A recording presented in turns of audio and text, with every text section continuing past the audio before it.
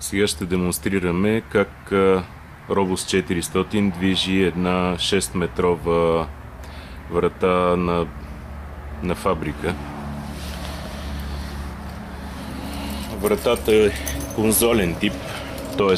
без релса долу и без горно окачване. Движи се във въздуха.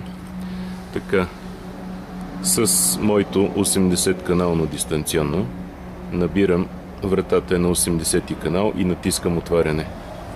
Движението започва с абсолютна плавност. Изключително плавно тези мотори развъртат от 0 до максимум. В момента движим вратата с 34 см в секунда. Настройката е направена така, че отварянето да е с 34 см в секунда. Виждате как хубаво плавно намали скоростта, без сътресение от бързата към бавната скорост.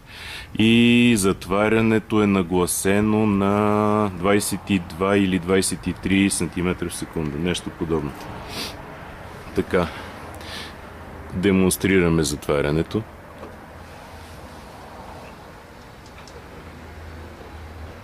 След това ще дам по-общ план. В момента снимам отблизо, за да можем да покажем плавността на работа.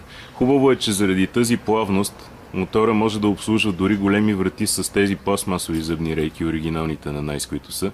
Те са стъклонапълнени и за 8 години нямаме нито една повредена рейка, когато е поставена на плавен мотор. По този начин постигаме допълнително обезшумяване. Абсолютно безшумно се движат вратите. Дори се чуват разни странични шумове, но не и работата на мотора. То е като едно приятно жужене някъде. Почти не се чува. Така.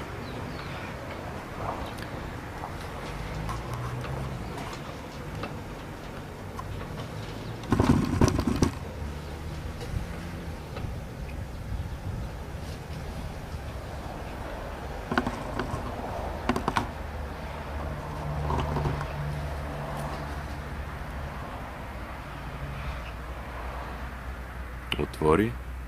Сега затваряне с 22 см в секунда.